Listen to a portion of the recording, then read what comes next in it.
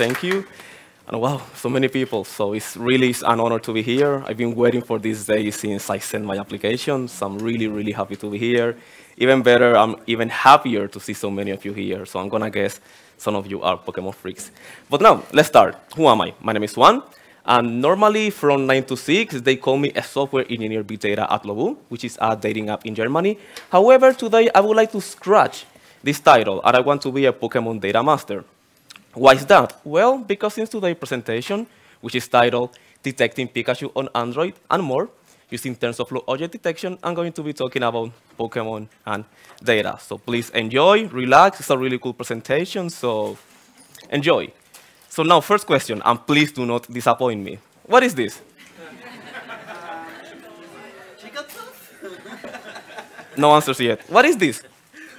Exactly, perfect. So, Pikachu. Yellow mouse, red cheeks, we love it. However, what about computers? They do not know what is a Pikachu, right? If I go now to my computer and I'm like, hey, what is this? It's not going to say anything because computers do not talk. So they are pretty ignorant about Pikachus, and this makes me unhappy because we know what is Pikachu, and computers and devices, they do not know. So my goal here with this experiment is this. I want to close this gap of ignorance. I want to teach computers what a Pikachu is. But before I start, since this is about Pikachu and object detection, let's take a small example. That's Pikachu, right? And that's a really nice green box, meaning that this is indeed one Pikachu. So this is my agenda for today. I'm going to divide this presentation into 3 main parts. First, I'm going to be talking a bit about theory, because it's always nice to know what's going on under the hood. Then also, I'm going to explain you guys how I build my own custom detection system for Pikachu. And then, even cooler, how I am using this model. So, let's start now. What is object detection? Well, I like to define object detection as the process of recognizing instances of an object in images or video in any frame. However, I'm really sure that maybe some of you, maybe back there, is asking, hey Juan, what is the difference between object detection and image classification? And that's a really, really nice question, my dear friend. And the answer is this, or my own answer. So here we have 2 images, right? Normal Pikachu and the object detection. Let's suppose that we have the best Pokédex. We have the best Pokemon detection classification.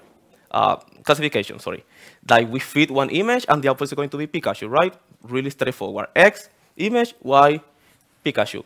However, in object detection, the goal is more granular. Here we want to know something even more than just knowing that it's a Pikachu. Here I want to know exactly where my Pikachu is located. And this is nice because maybe you have the use case of you want to know the relation of this object from the other one. For example, is Pikachu on top, below, beside this? Also, maybe we want to know how many Pikachus I have. And here we can see that we have like 2 different labels. Pikachu, Pikachu. Indeed, 2 Pikachus, 1 and 2, perfect. However, on the other image, let's suppose that we have 1,000 Pikachu. The output is still going to be Pikachu, right? But we won't know exactly how many Pikachus I have. So that's the main difference. Here is more granular, it's more specific, and here is just like, yes, that's a Pikachu. And it's the same what I just said. And how did I build this? Like, how did I did my system? And I use TensorFlow Object Detection API, which is TensorFlow's answer to the detection problem. And this library is really, really cool. And the best part is that it is able to trade accuracy for speed and memory consumption, meaning that we are able to make our system a little bit more weak in terms of accuracy. However, it's going to be even better in terms of speed and memory consumption, meaning that we will be able to deploy it in weak devices, such as mobiles. And why is this? Well, this is due to the fact that the package includes many feature extractors, and architectures, and we're able to play around with them. We can choose this architecture or we can use this extractor, and we keep playing around with them. We might be able to find the right balance between speed and accuracy. So now, let's start. Get some paper, because maybe some of you want to take some notes, and let's talk about how I build my own detection system.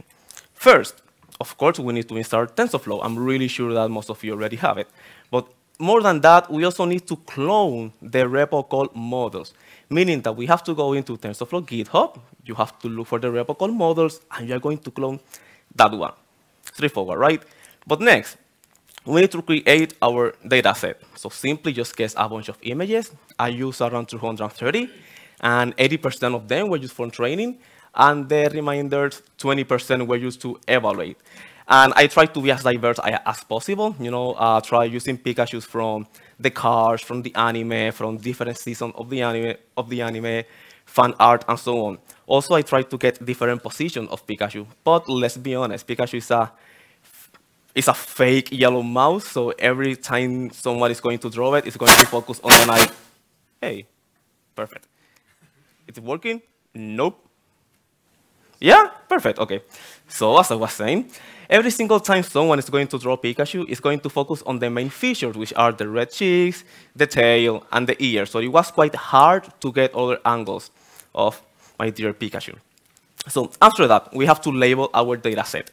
And the process of labeling here is quite different than what we are used to. Why? Because here we're dealing with object detection. So we need to tell our system, hey, this is my object. And the main idea here, using one of the many software that are available for doing this, is that you're going to draw a bounding box surrounding your Pikachu. And this takes a lot of time. It's really boring. You have to take your mouse, load the image, draw, click, and then you need to write the name Pikachu. So please, just do some Netflix and chill, Spotify and chill, because you're going to need it, because this is really, really boring.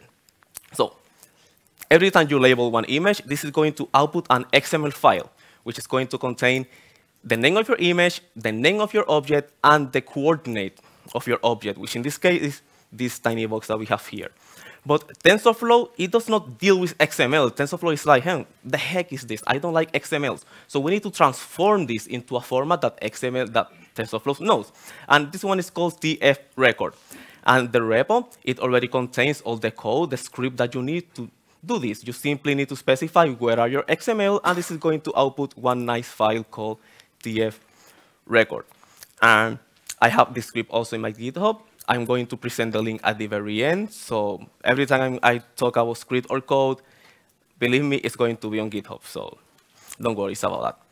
Then there's something else that we need, and this is called the label map. And the label map is simply one really tiny file that contains the ID of your item and the name of your object. In this case, my ID is #1, and my object is Pikachu. Please keep in mind, do not use ID 0, because that number is reserved. So far, let me breathe a bit. So I talk about how to install TensorFlow and what exactly we need. I talk about how we have to create the dataset and how to label the dataset, followed by creating the TF record file and the label map.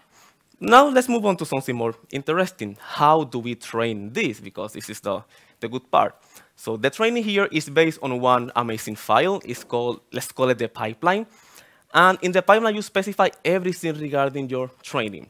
Now, this file, it is divided into 5 different sections. The first one of them is called model. And in model, we're going to specify the architecture, which is my object detection architecture that I would like to use. We also specify the feature extractor and the loss function. Then we have training config. And in training config, we are going to write about the number of epochs that we want to use for our training, the size of my batch, and the training checkpoint.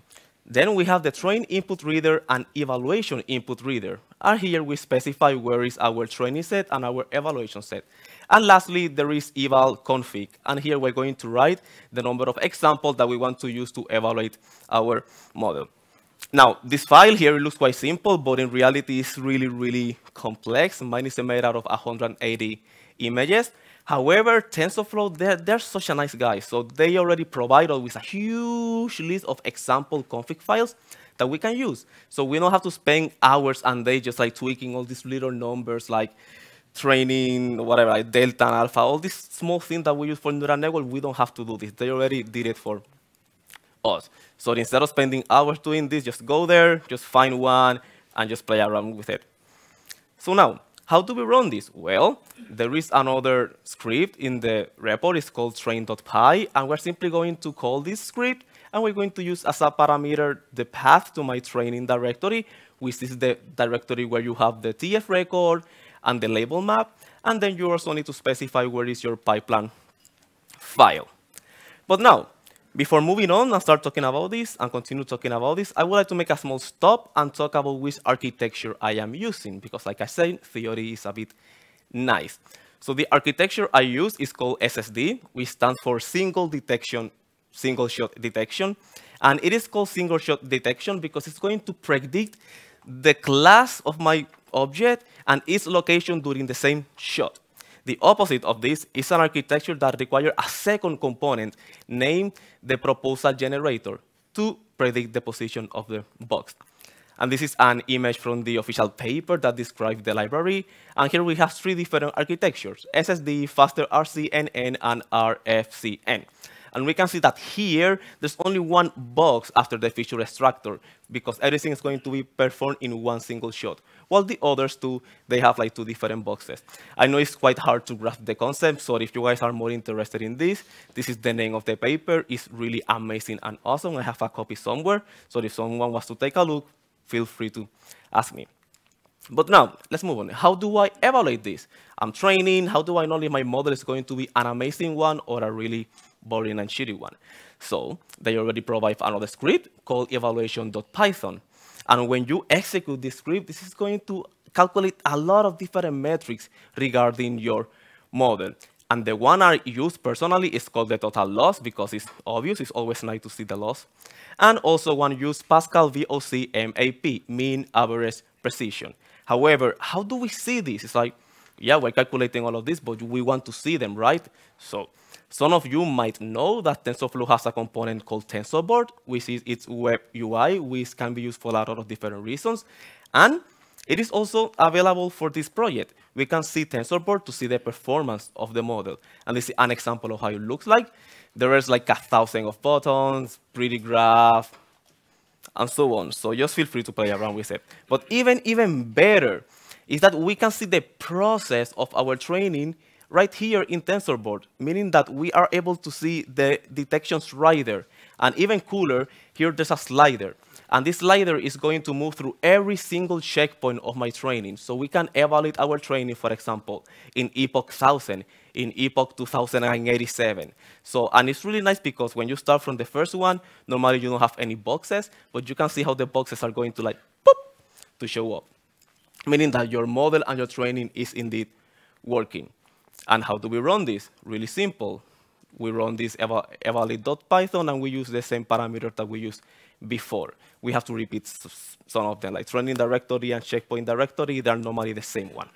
And how do we run TensorBoard? Well, we just call TensorBoard, and then we send as a parameter the path to my training directory. So now, training is over. It's nice. Woohoo, we are happy with it. But now what? We need to freeze this model. We want to use it. So during every single checkpoint, TensorFlow is going to create 3 files. And they end in the extension .data.index.meta. But this is a lot of information. Like, I don't want 3 files in my pocket. I just want 1. So for this, we have to freeze our model. And they already provide 1 file called export inference graph. And when we call this file, we're going to specify which is the number of my checkpoint that I want to use. This is what I have here, this x. So we're going to write the checkpoint that we want to freeze. And then after this, you're going to have 1 file called frozen inference graph. And this, my friends, this is what you want. This is what you want to keep in your USB, in Google Drive, Dropbox, or send it to your mom. This is our model, so please take care of it. But now, let me take another small break to breathe. I think I'm going quite fast, so I'm going to slow down. So far, I have talked about how to train our system. The whole pipeline file, we specify the model and so on.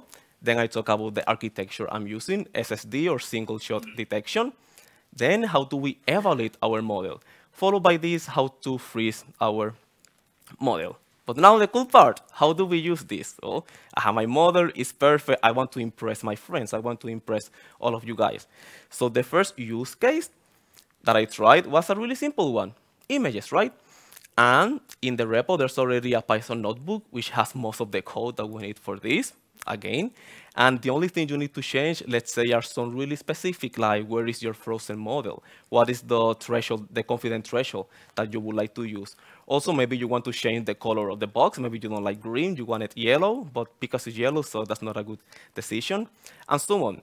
And this is an example of how the code looks like. I'm not expecting you guys to see this really far, but just to give a small idea of what's going on here. So first, of course, we need to load our image. There. Then we need to convert our image into an array representation using NumPy.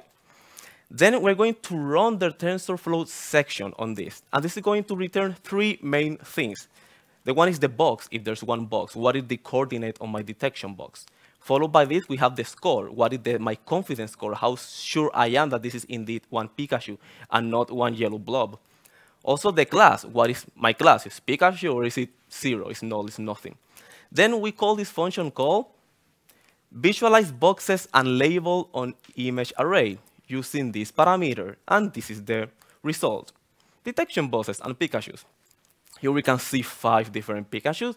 We can see that the one in the middle is a false negative because indeed that's a Pikachu. But like I mentioned earlier, I couldn't find so many images of weird angles of Pikachu, and in such cases, it's not going to get detected. But we can see in this case, I really like this one because we see Pikachu with 2 Pichus. And I think the prediction, in my opinion, is really clean because the box is right where it should be. It's not getting so much of the Pichu, and the worst case scenario would have been a detection of the whole image. And here we can see Pikachu sleeping, Pikachu happy, and teenage Pikachu. So now, on Android. So how do we do this on Android? So first, of course, we need to get the Android demo project from TensorFlow. So please, now we need to clone the TensorFlow repo, not the models one, the one from the official TensorFlow one. And somewhere there, there's a directory called Android. This is what we need. Also, we're going to need Android Studio. So get ready to install another IDE in your computer. So now we need to import the project. So we're going to Android Studio, importing the project, and we're going to select the directory I mentioned 27 seconds ago. This one, Android, remember. And here in overall, our goal is going to be to install the demo app. However, there's some changes that we want to do to the actual Java code. We want to specify where is our model once again, and then maybe we want to change the confidence threshold. So we need to play around with it a tiny bit. Also, we need to build and compile our project. I'm not sure if some of you know about Android, but normally you do this using Gradle. They already provide the Gradle file. You only need to click the green hammer button and it's going to build. However, by default, at least when I did it, there is one variable called native build system, and by default, it is set to none. If you keep it by none, the project is going to run, but you won't get the dependency. So maybe your app is going to crash. So please make sure that you use any of the other options that are already provided for building the project, which are Bazel, Makefile, or CMake. And then everything's ready. We build the project. Let's make the magic happen. So we go into this really cool bar. We click the green play button. And if we are lucky, please, by the way, make sure your device is connected, really important. And if we are lucky, we're going to have a nice app running. However, I was not that lucky. Tan, tan, tan. 3 seconds of silence. Errors, errors, errors. Angry faces, and you have no idea how many bad words I said. This, my dear friends, 6 ways of looking at this. And as far as I could understood what this means, all this blah, blah, blah, blah, blah, is that there is one operation or one node in my frozen model that is not available on the Android side. What? I was like, what? So I tried a lot of things. First, of course, I make sure that it's the same version, even the same commit version for on my project, and didn't work. I went to GitHub, I did an issue, nothing. A lot of people commented, yeah, I had the same problem, blah, blah, blah. No solution. So I overflowed the same. 6 weeks, I was like, Jesus Christ, it was almost like Christmas. I was home, drinking piña coladas, and just thinking about Pikachus and this. And it was really frustrating. I was about just like to throw everything away and that's it. But then one day after the piña colada, I went home, I went to the code, and I took a look at the file, the script I used for freezing the model. Because to be honest, since they already provide the file, the script, you don't have to write anything. So you just run it and that's it. And deep inside, like so deep inside the code, there is one function. I don't even remember the name. And it has this variable. It's called optimize graph. And by default, it's set to true. And I was like, I don't want to optimize anything, you know? I was really angry that day. I do not want to optimize. I want the model raw, the way it should be, the way TensorFlow did it, raw, without optimization. So I just went to the variable. I put my mouse on the word true. I did backspace, backspace, backspace, backspace 4 times because true is 4 letters. And then I wrote F-A-L-S-E, false. Then I froze my model. I took it again. I went to Android. And guess what happened? It worked. Today, I still have no clue what that happened. I'm not smart enough to know exactly why. But please do not optimize your model, OK? Because it's not going to work on Android. And this is how it looks. Look how beautiful it looks. This is my app. This is a Pokemon card I have here on the back of my phone. It's my example for impressing my friends. And we can see that detection is quite cool. Here we have another screenshot, and we have 5 detections at the same time. This one, it wasn't detected, but come on, I got like 5 out of 6. I think it's nice. So it worked. It's nice. But however, let's be honest. I'll be really honest with you because I like you guys. I was not so happy, you know. I was not so happy. I was like, it's cool, but I feel like it could be better, you know. I feel like the Android side was kind of weak. There was a lot of false positive. Pikachu not detected. It was really slow. So I was expecting something more. I was not proud of myself. So I decided to improve a tiny bit my project. So I added 70 more images. This time I really tried to get more side images of Pikachu. Then I extended my training for another 5,000 epochs. And lastly, this is like a fix. I changed the detection threshold on the Android app to 0.85. And it was better. So now I have a new model, and I want to try it with something new. I was like, oh God, spoilers, really? I wanted to do something new. And the next use case was like, guess what? Videos. And I was like, you know, I want to do this on videos. Also, there was some of the recommendation that some people gave me after the first time. Like, dude, you should play a Pokemon episode and get all the Pikachus. And I was like, I think I'll do it. So I did it. Now, this is once again an example of the code. It's really similar to the previous one. However, I would like to point out 2 main differences. First, is that instead of loading one image, well, we have to load the video, of course. Then we have to iterate through every single frame of my video. And we're going to capture that frame, and then we're going to treat this frame as my image. Then, taking this frame, we're going to get all the detection, and this is going to return, well, a copy of the frame, but with the detection. Now, I have one object here called video writer. And in this video writer, you're going to feed it with all these new frames. So it's going to create a new video based on your frames with the detection. And get some popcorn, because I'm going to show an example. It's only 1 minute long. So enjoy. Pikachu likes ketchup. There we go. Oops, something wrong. What is happened? No Pikachu detected. That's awful. Old guy talking. Oops, Pikachu's bot detected. Classic. There we go. That's nice. Oh, come on. No detection. That's sad. Nothing is perfect. Ash talking. Yeah. Mitch is angry, like always. And Brock is just being Brock. But then, tan. Oh, there we go. Hey, Pikachu. How's the ketchup, buddy? Scyther wants some ketchup. Oh my God. Ketchup is broken. Whoops, mistakes. And now Pikachu is sad because he has no ketchup bottle. So, sorry, buddy. So now, results. Thank you. So, results. So in overall, the main issue here is the number of false positives, as we saw in the video. Scyther was detected. It's like, come on, Scyther is green. What's going on, TensorFlow? So for me, that was like a big letdown. Also, once again, it's that the Android app still, it feels better, but I still feel like I could do a little bit more work. So in overall, if I compare the Android with the other 2, they are quite weak. I'm going to show one example there during the question, so you guys can play around if you want. But now, conclusion. In overall, I'm quite happy and pleased with the result. I mean, I have my own Pikachu detection system, even on my phone, and it is enough to impress, what is here? Your friends and other Pokemon freaks, and maybe your mom, your girlfriend, and all of you guys. Also, you know, it's been quite nice and interesting to play around this field of deep learning, just something different. And also, I'm here speaking to all of you today, which is quite cool.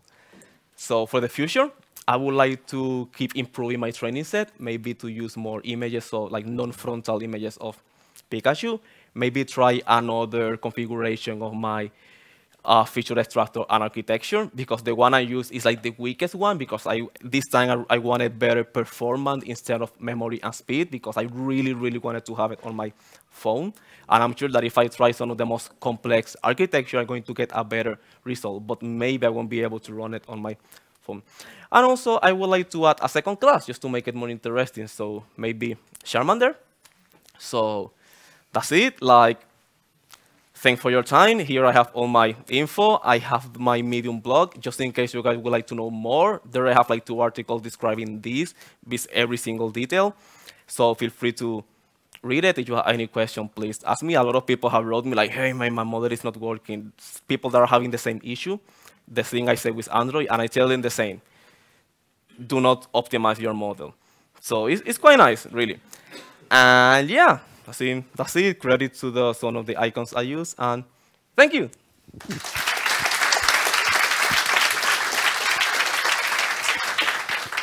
So there's plenty of time for some questions, but I'm going to steal the first one.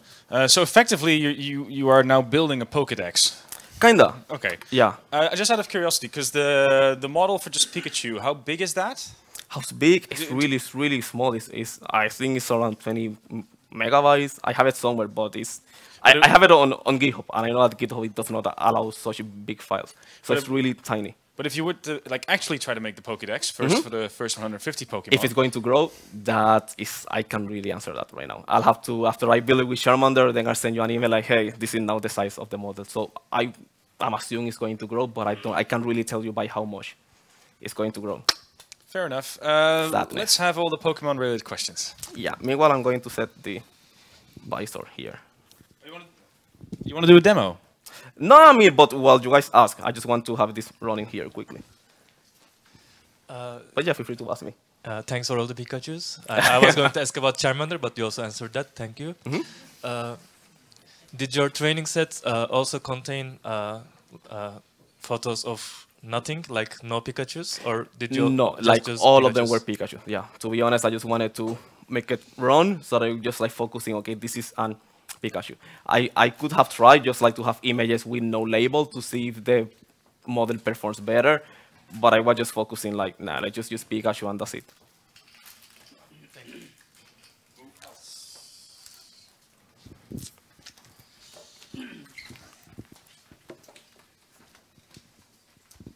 How often does your model matches Raichus or Pichus? Okay, Raichus, I have never seen a Raichu, but I have here an example with Pichu. If my app starts to work, so I can actually show it to you.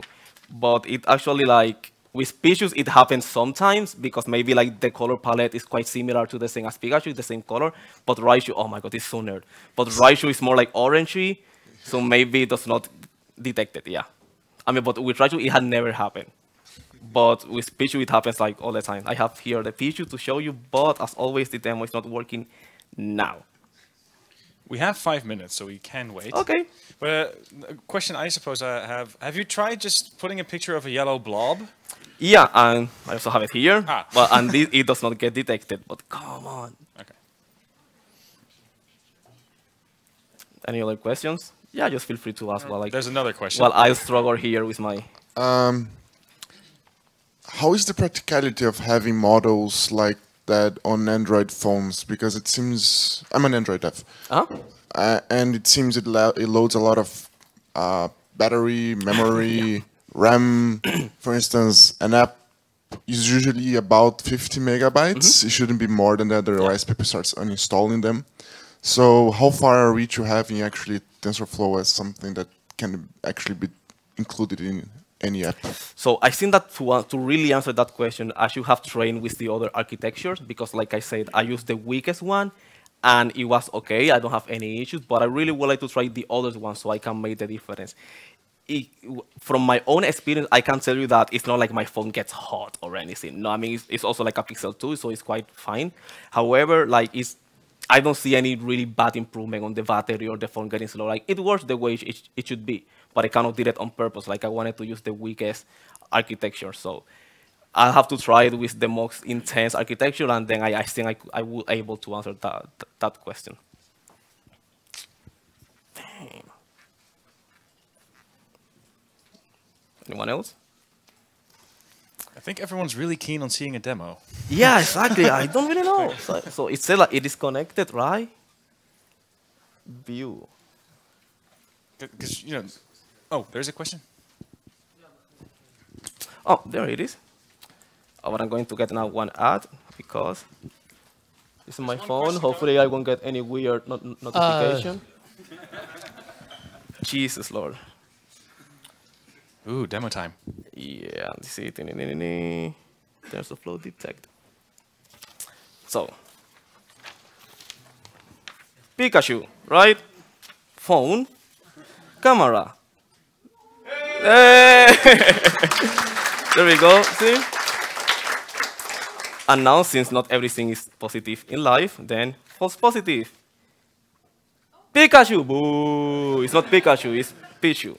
And here, oh, come on, man. Really? It's a bit slow, like I said, so we need some time. Nah. Oh, boy. Fail. But this one is better. Yeah, more Pikachu. Hey. Woo! So see, it's fun. It's nice to have some laugh and to play around with it. So. We have to give him like one round of applause just for that. Anyone else? There is one more question, and after that we will switch. Thank you. Thank you for the talk. But I heard a lot of things about you talking about models and models, different structures. I use TensorFlow, but what exactly is the model that you use in the TensorFlow? Is deep learning or just traditional computer vision stuff? I knew that question was coming, so I have an appendix here. So, where's my mouse? My mouse.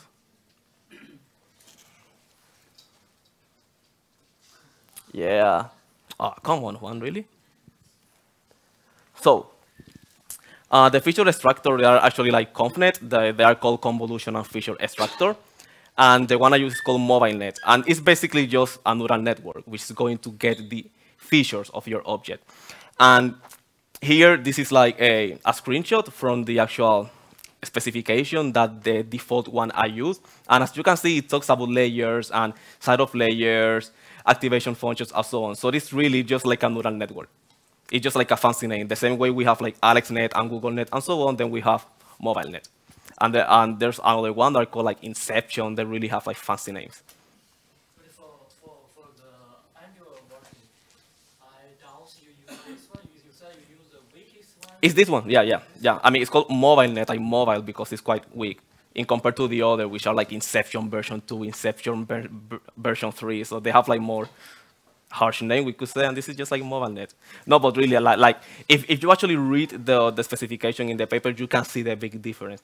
Like others, they are like bigger and bigger network. They use like more rigid hyper parameters and so on. And this one is more like more relaxed, we could say. Then we can all remember today that he was still here, not yet a millionaire, because he hasn't made the Pokédex yet. But I'm sure in 5 years from now, he's going to come back and give a better demo. Juan, this was amazing. Thank you. Thanks to you guys. Yeah.